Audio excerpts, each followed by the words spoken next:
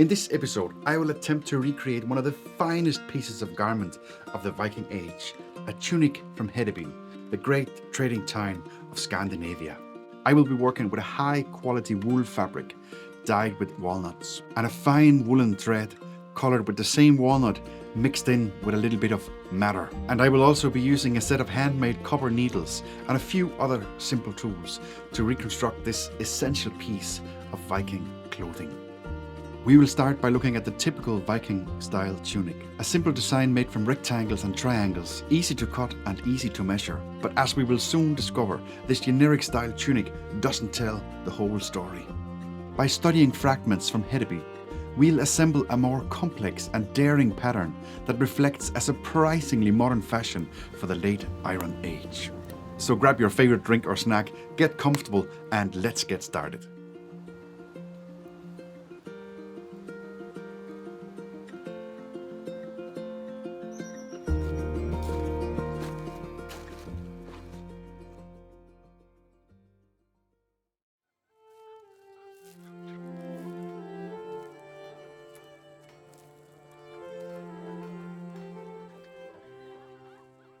Hedeby remains one of our richest archaeological sources, offering a remarkable insight into every aspect of daily life in a Viking trading town almost 1,000 years ago.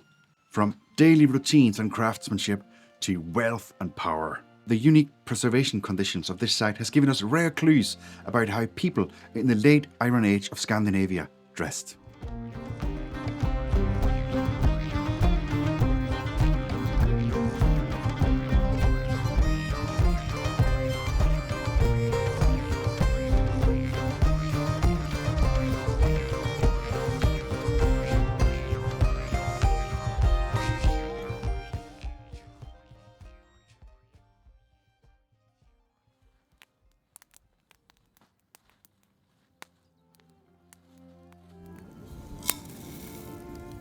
Very few complete Viking garments survived today, and much of what we know is based on textile fragments, some clearly from clothing, others more questionable, and then of course combined with contemporary depictions.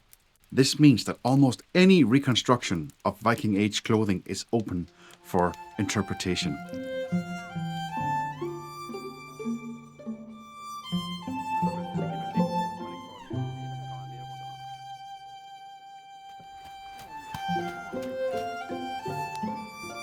Det är lite så fin gjord.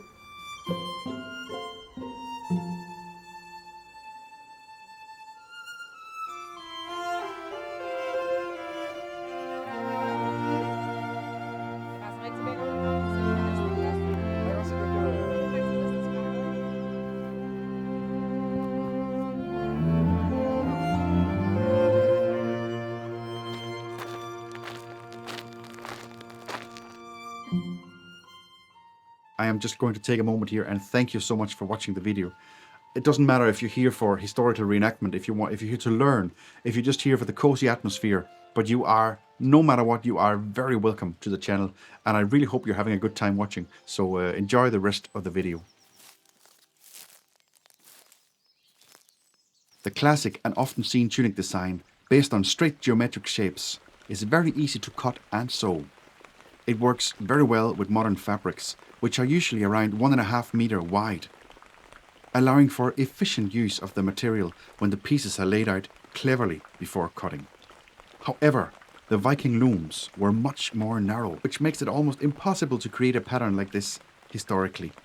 So let's take a closer look at the textile fragments from Hedeby and how they might have formed parts of a pattern for a tunic.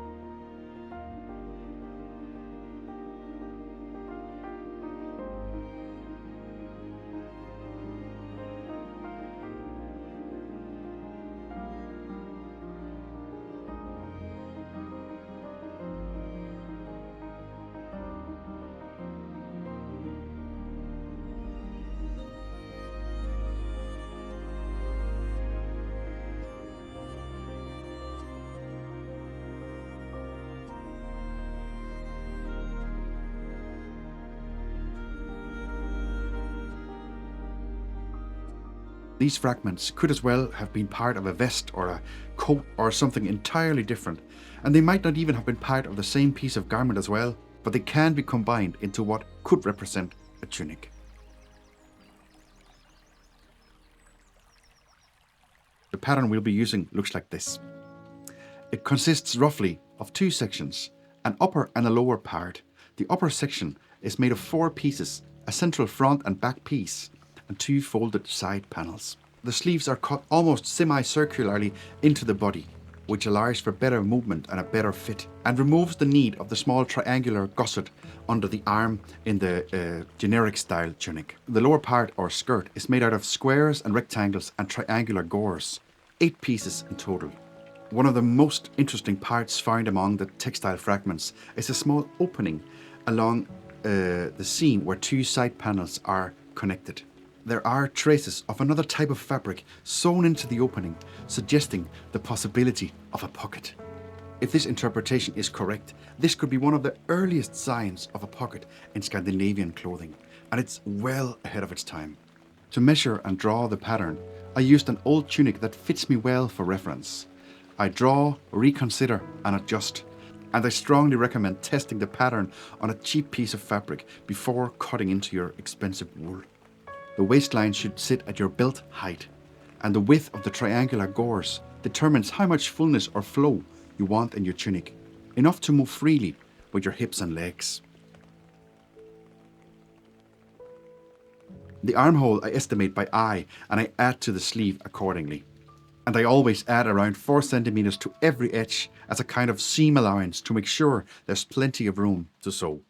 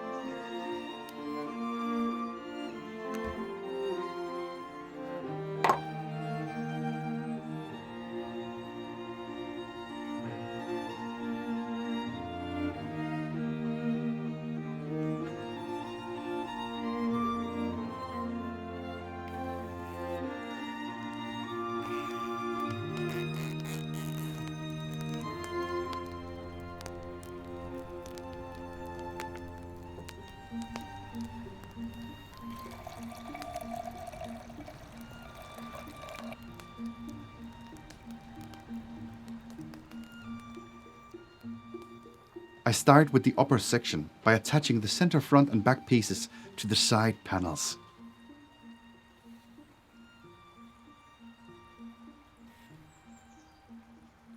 For the curved seams, I use a simple whip stitch. And that's exactly the same type of stitching I used a lot when sewing this hat here, for example. And if you need to take a closer look at that type of stitching, you can go back and watch that video if you want. But first, I fold down the edge to create a hem. This is where the 4cm seam allowance comes in handy. It gives enough material to double fold the edge on the back side. This hides the raw edge and prevents fraying.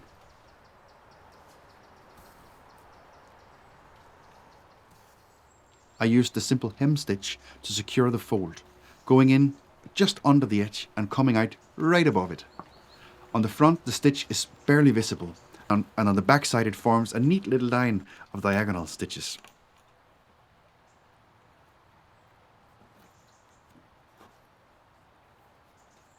Whenever I start and finish a new thread, I always sew in the same place 2 or 3 times to secure, and I never tie any knots when sewing.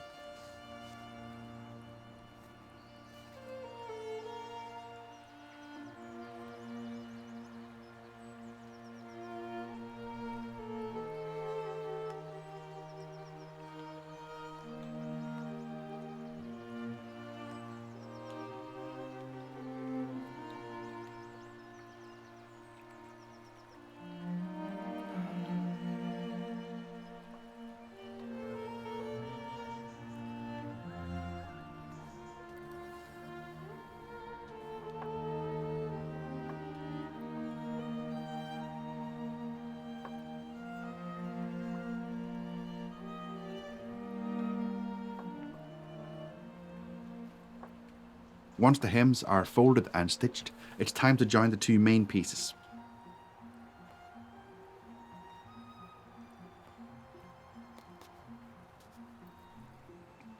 First, I align them and hold them in place with my copper needles. I sew from the back and then turn the piece over.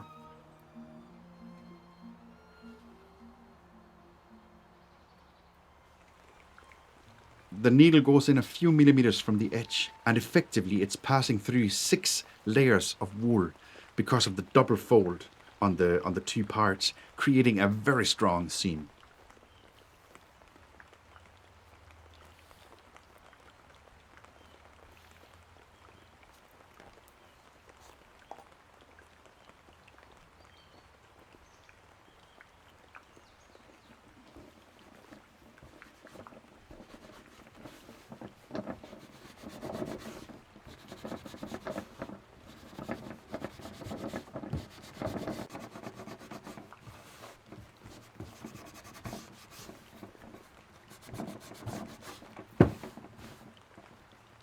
The sleeve or the arm is sewn together using a slightly different technique, the French seam.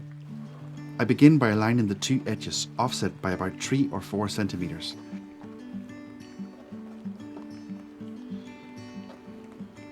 Then I use a backstitch to join the pieces, sewing 2 centimeters in from the edge of the lower layer.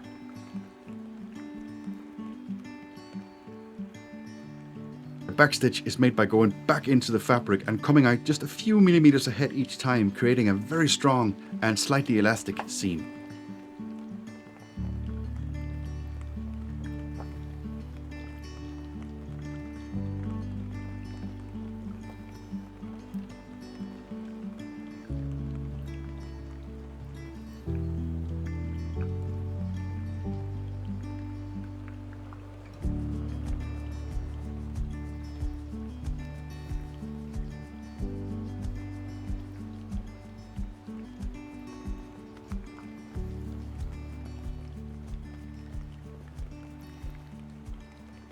The second part of the French seam is folding the higher edge down over the lower one, along the backstitched line, and then folding again. This hides both raw edges, prevents fraying, and results in a very durable seam.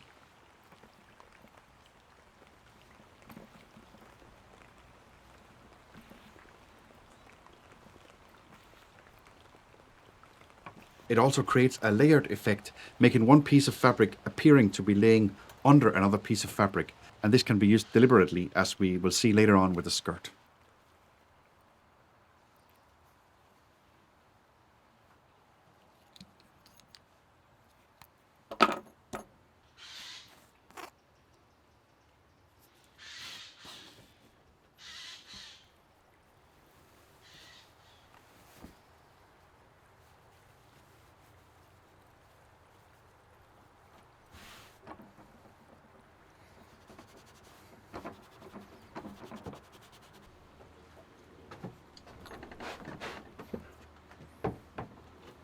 The sleeves are attached to the upper body by double folding the edges, securing them with a hem stitch, and then using the same whip stitch as before to join the parts.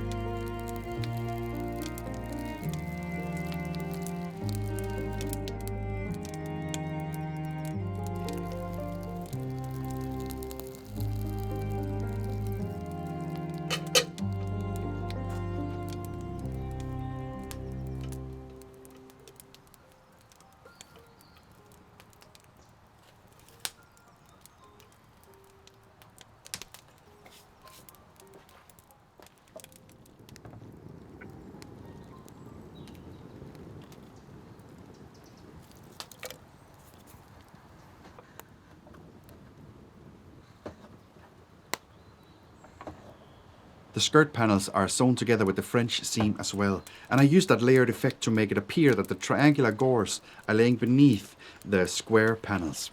The only exception is the seam that includes the pocket. Here I used a double fold, hem stitch and whip stitch combination to allow for sewing in the pocket.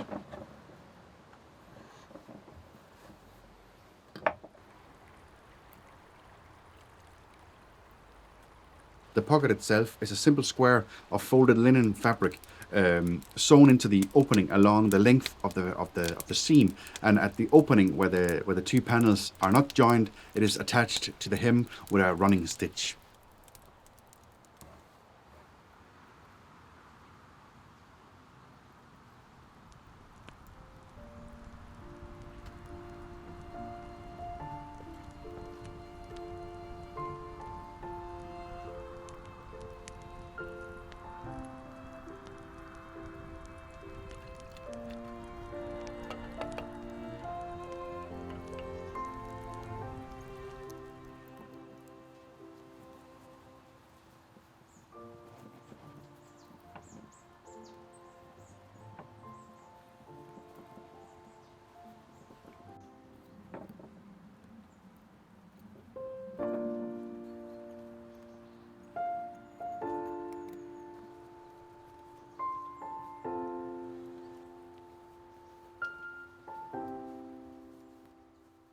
The next step is to attach the skirt to the upper part to complete the tunic.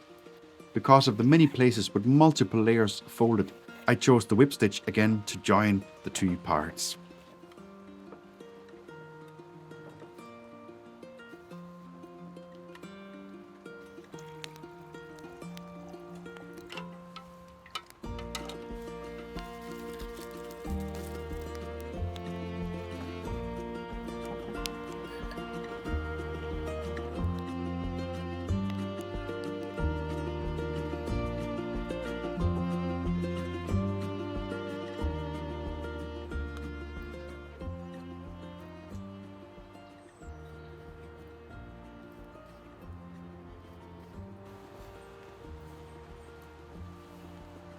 Finally, I double fold and hem stitch all of the remaining edges, the neckline, the arm openings and around the bottom of the tunic. And to protect and strengthen and slightly decorate the edges, I attach a thick hand-spun woolen yarn to the edge with a whip stitch.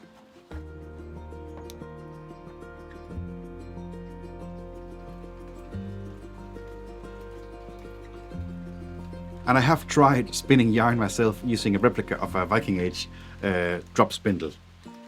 And I have a long way to go before mastering this skill. So for this project, I decided to use a ball of hand-spun yarn that we bought from a traditional crafts market in Asturias in the north of Spain this summer. Asturias is the region where my wife comes from, so I thought it would be a nice way to combine her ancestry with the Viking heritage here on this project.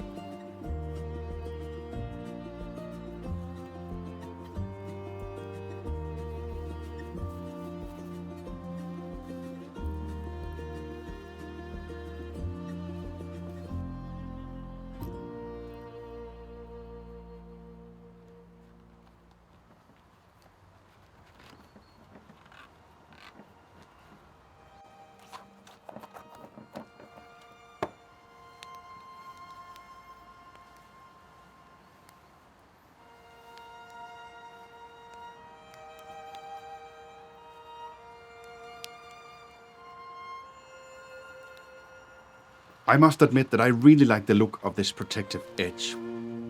It might look like a simple piece of brown clothing, but in the Viking Age, to have a piece of wool of this quality, having it plant dyed, hand sewn and tailored, it really would represent a considerable value. And I am sure it would have been a cherished piece of clothing. It took me around 3 full days to sew the tunic, plus 1 day for the plant dyeing. And that's not even counting with the enormous amount of time it would have taken to turn the natural sheep's wool into a fine piece of fabric like the one we started out with. Clearly, I am not a textile scholar, so my work builds on interpretations and reconstructions and insights made by others.